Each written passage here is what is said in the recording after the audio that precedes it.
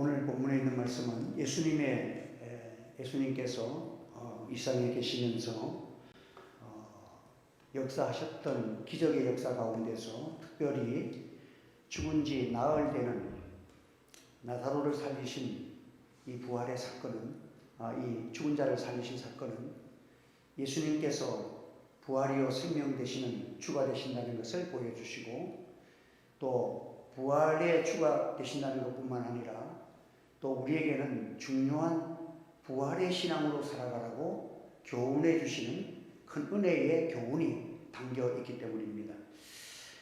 우리 주님께서 십자가에 죽으시고 또 부활하신 이 부활의 첫 열매는 우리가 장차 이제 우리도 다 죽고 부활하고 영원한 생명을 가지고 주와 함께 영원히 사는 그 생명을 주신 것뿐만 아니라 이 세상에 살아갈 동안에도 그 주님이 살아나셔서 지금 나와 함께 계시고 우리 중에 임재하시고 동행하시는 부활의 신앙으로 살아가기를 주님이 원하십니다. 그래서 우리의 기도가 살아나고 우리의 삶이, 신앙생활이 우미건조하지 않고 형식적이지 않고 살아계시는 부활의 주님과 함께 살아있는 하나님의 말씀을 붙들고 늘 승리하시는 저와 여러분 되시기를 주님의 이름으로 축복합니다. 우리가 신앙의 고백을 사도신경을 주일마다 하고 또 우리는 요즘은 새벽기도마다 이렇게 신앙 고백을 합니다.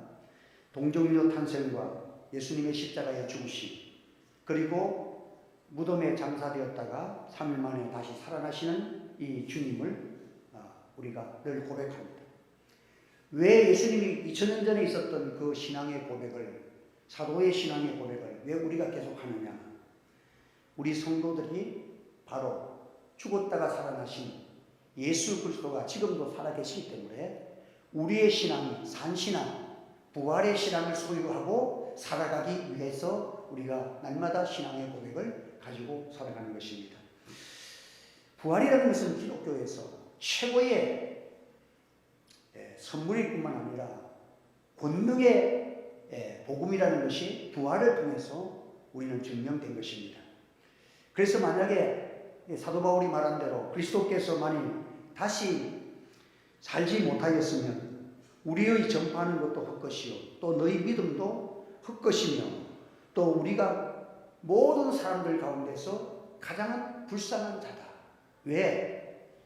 평생 우리가 예수님을 믿으면서 예수 믿으라고 증거하며 살아갔는데 흠유맹망 거짓말만 하고 살아갔고 남을 사기꾼들이야 전부 다. 우리가 만약에 부활이 없으면 우리는 영원한 생명도 없는데, 부활이 없는데 우리가 예수를 증거하고 살았다면 우리는 최대의 사기꾼으로 살다가 인생을 끝나는 겁니다. 그러니 우리가 가장 불쌍한 자라고 말할 수밖에 없는 것입니다. 기독교에 있어서 참으로 예수 그리스도의 부활이 없으면 기독교는 사람을 기망하는 종교입니다. 거짓말 종교입니다. 예수님의 한 인간의 이 세상에 왔다가 간 사람을 신화적으로 아주 좋게 포장을 해서 하나의 종교를 만든 기만적인 종교일 것이고 사람을 속이는 그런 종교에 불과할 것입니다. 그런데 예수님께서 이 땅에 계시면서 예수님이 죽었다가 살아나신 것 그 이전에 이 죽은 지 나흘 만에 무덤에 장사되어서 시체가 썩어서 냄새가 나나이다 하는 그 상태까지 되어져 있는 그를 다시 살리신 그 행적은 첫째는 예수님이 부활의 주가 되신다 하는 것을 우리에게 보여주기 위함인 것입니다. 그래서 부활신앙은 우리 기독교의 뿌리이고 우리의 신앙의 근거가 바로 부활인 것입니다.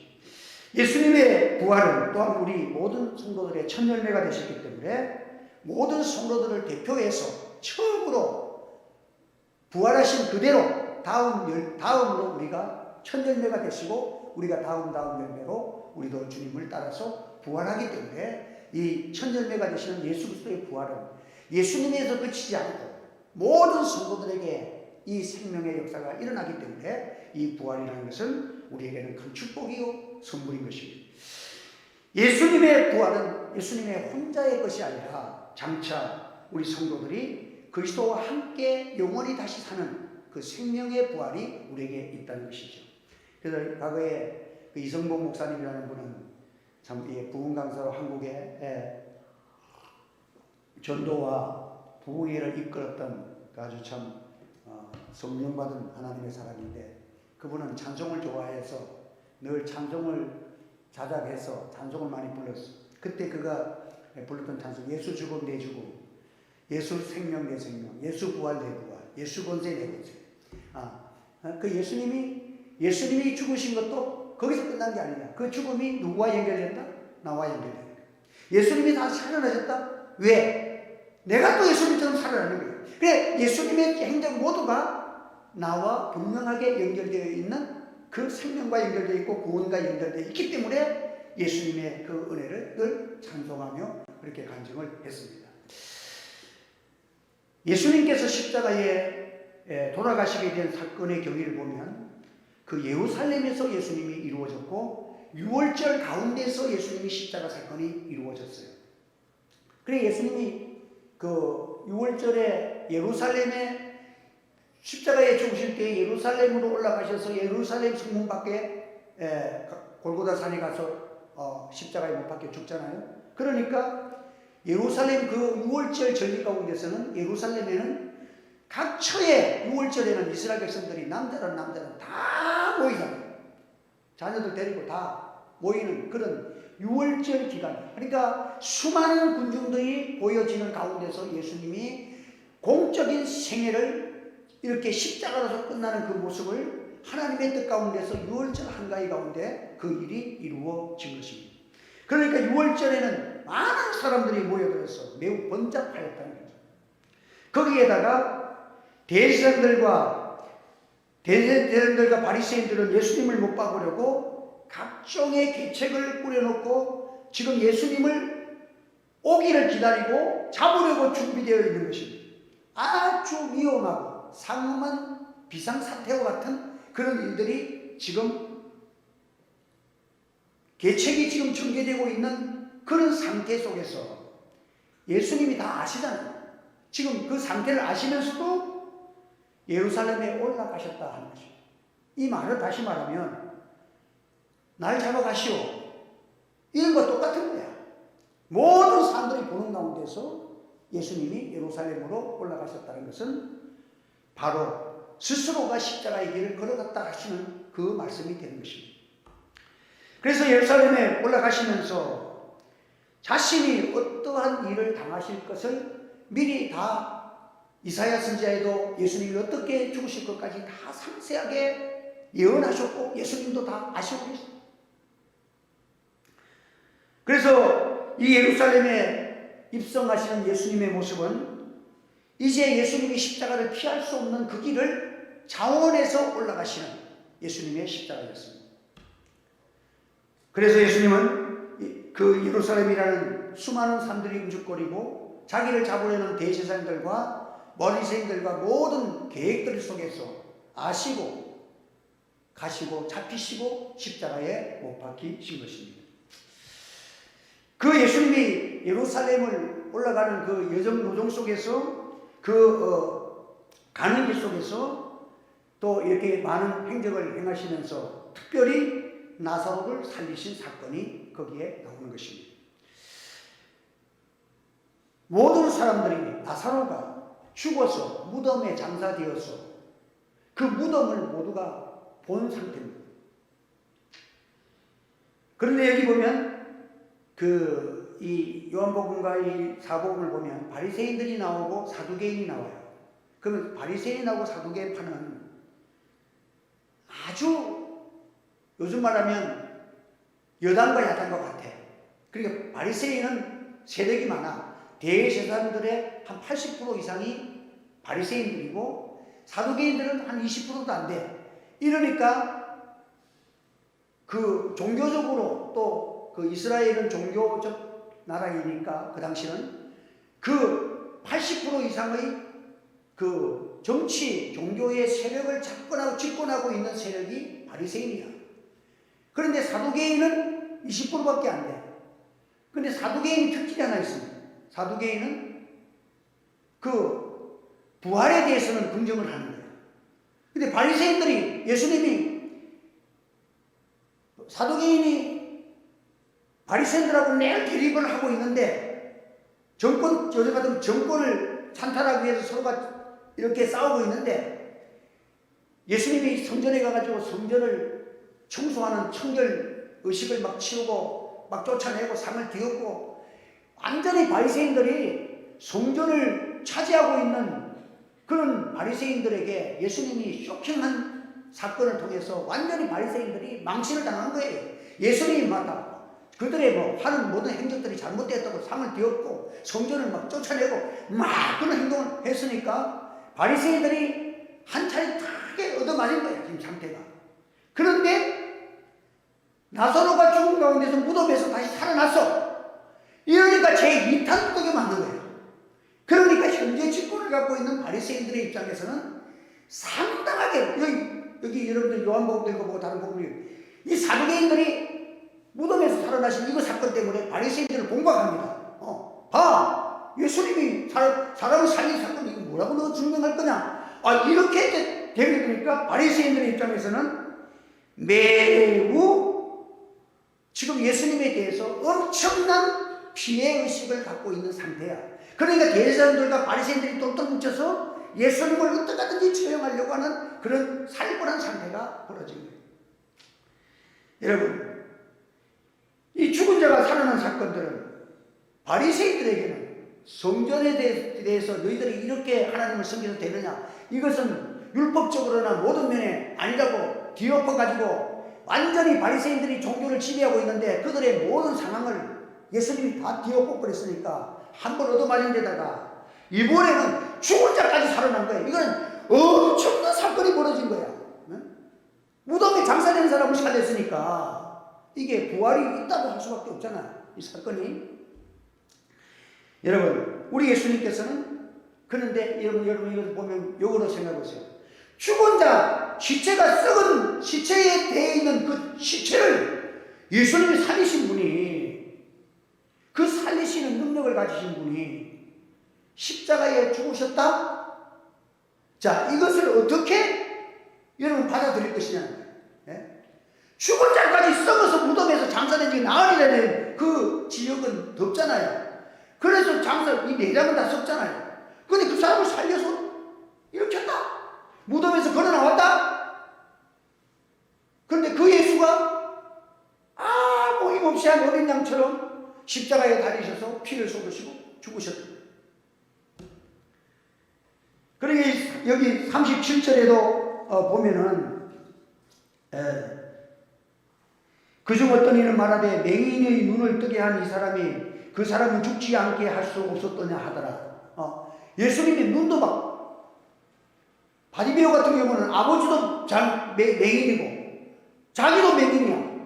그러니까 이게 유전적인 그 맹인도 눈을 뜨게 하신 이가 왜 죽었다가 왜 살리시는 왜 죽지 않게 만들지 왜 죽었다가 살리느냐, 이런 비난도 해요. 여러분, 사람들은요, 비난하고 원망하려면 죽었다 살려도 왜 처음부터 죽지 말게 하지, 왜 죽었다가 살리는데, 이렇게 싸움한다니까. 여러분, 사람이 시험 들고 사람이 원망하려고 그러면요 별것까지도 다 원망하는 거야.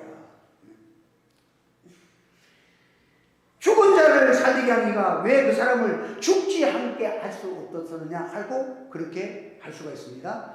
여러분, 죽지 않게 하는 것이 큰 능력인지, 죽은 자 가운데 죽었는데 살리는 것이 더 큰 능력인지, 여러분들은 그 능력이 능력이지, 그 능력이 큰 능력이 있고 작은 능력이 있나요?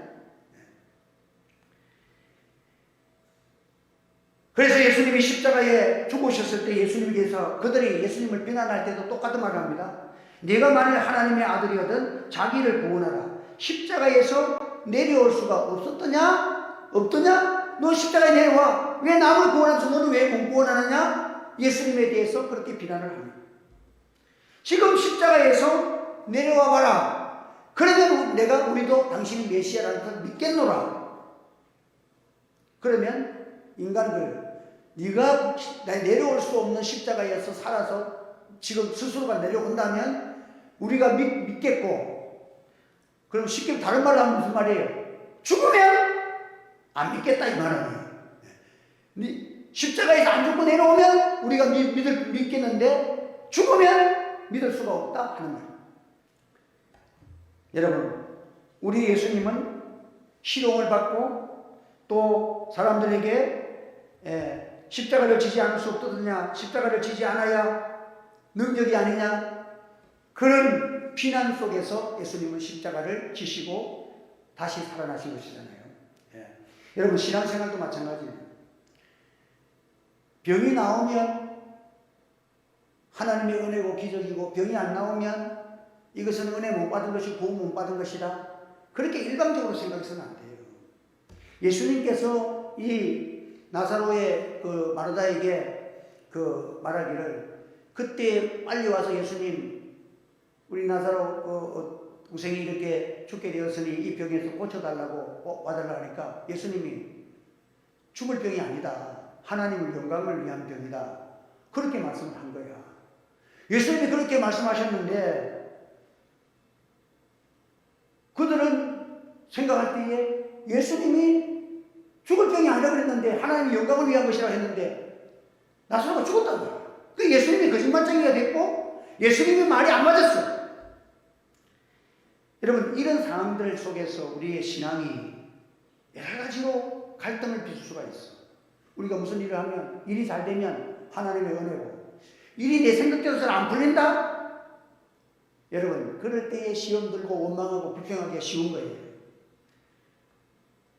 예수님께서 겟세마네 동산에서 기도하고 내려오실 때에 예수님을 체포하는 사건이 나오잖아요.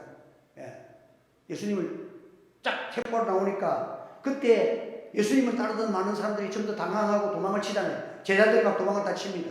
그런데 그때 베드로는 붕괴해가지고 칼을 대가지고 대제사장의 종 말고를 내리치니까 오른쪽 귀가 착 잘라져 버렸어요. 그때 예수님께서 하신 말이, 내 검을 도로 집에 꽂으라, 검을 가진 자는 다 검으로 망하느니라 하시면서 말고의 귀를 또 붙이니까 귀가 계속 붙여졌어. 전능하신 하나님의 능력이 그의 귀까지 살린 거예요. 귀도 살리고.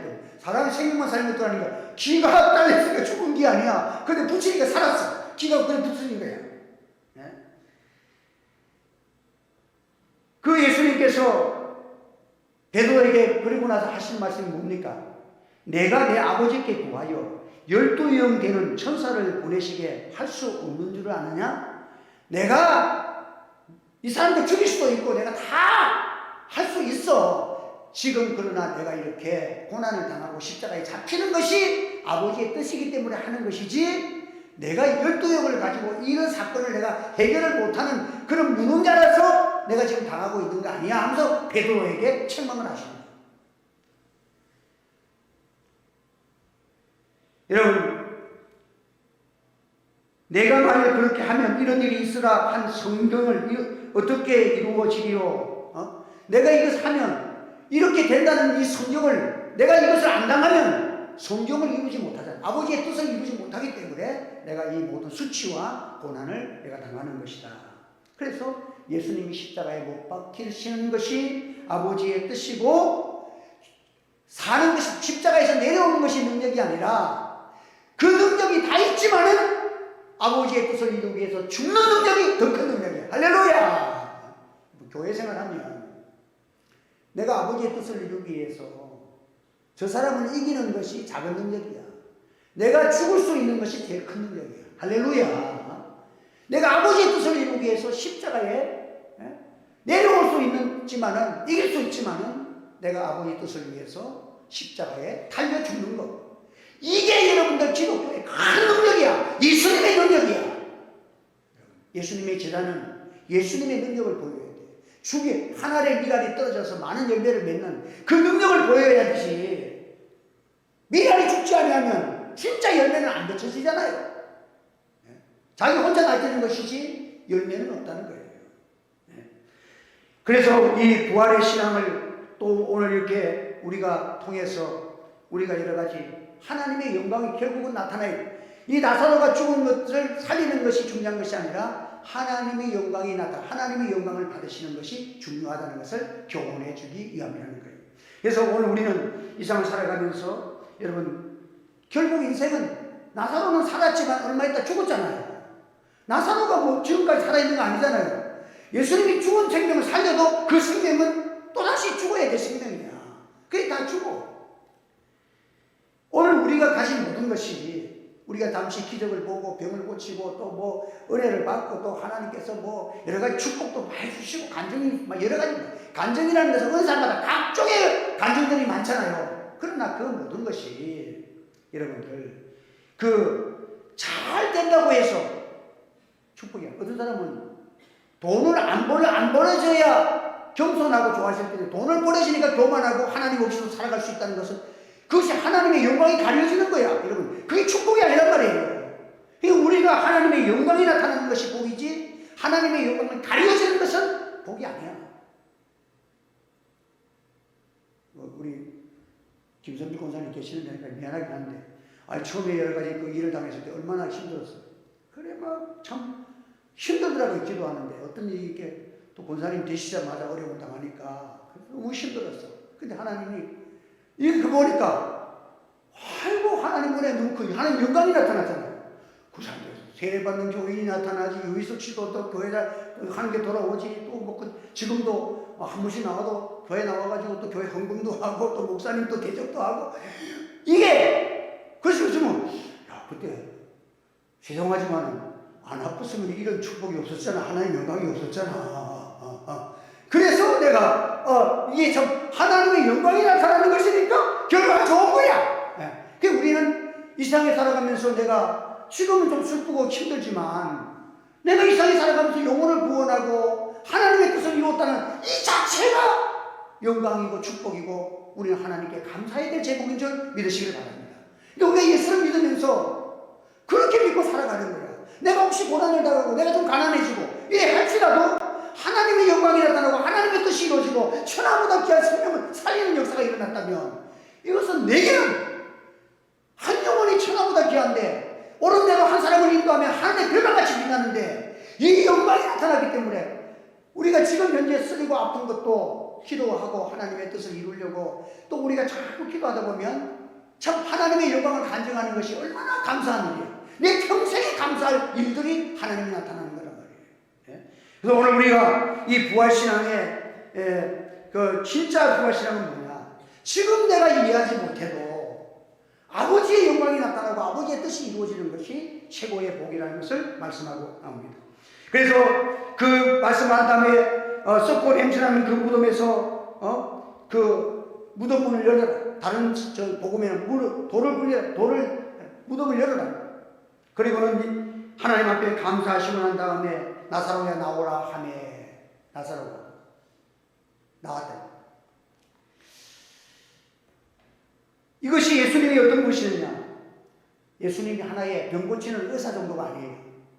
예수님은 이 나사로의 사건이 중요한 것은 많은 병도 고치고 뭐 안전병에도 일으키고 하셨지만은 이 큰 거는 뭐냐? 예수님은 부활의 주가 되시는 거예요. 한번 우리 예수님은 부활의 주가 되십니다. 그래서 예수님이 그랬고 나서 말씀 나는 부활이요 생명이니 나를 믿는 자는 죽어도 살겠고 살아서 나를 믿는 자는 영원히 죽지 아니하리니 이것을 내가 믿느냐 하라고 그 마르다에게 예수님이 그렇게 내가 믿느냐 했습니다. 그러니까 예수님 그 자기는 믿는다는 거예요. 믿음으로 그가 받아들였어요. 그런데 이 마르다가 예수님이 자기 집에 왔을 때에 쫓아나가서 바깥까지 또 뛰어나가서 예수님 오신다는 말로 뛰어나가서 그때 예수님 오신다고 반기면서 장례를 다 치르고 났는데 얼마나 섭섭하겠어요. 예수님이 일찍 오셔서 고쳐주지 아니하시고 하나님의 영광을 나타나는 병이 죽을 병이 아니라 그랬는데 죽어버리고 장사까지 다 치렀잖아. 그러니까 이 15절에 보면 내가 거기 있지 아니한 것을 너희를 위하여 기뻐하는 예수님도 하시는 말씀이 그때 내가 거기 있지 아니한 것을 내가 기뻐한다. 예수님이 안 그래도 화가 나 죽을 천국인데 사람 경상도 말로 복장거리를 지기니까 이렇게 내가 그때 거기 없었던 거 기뻐한다.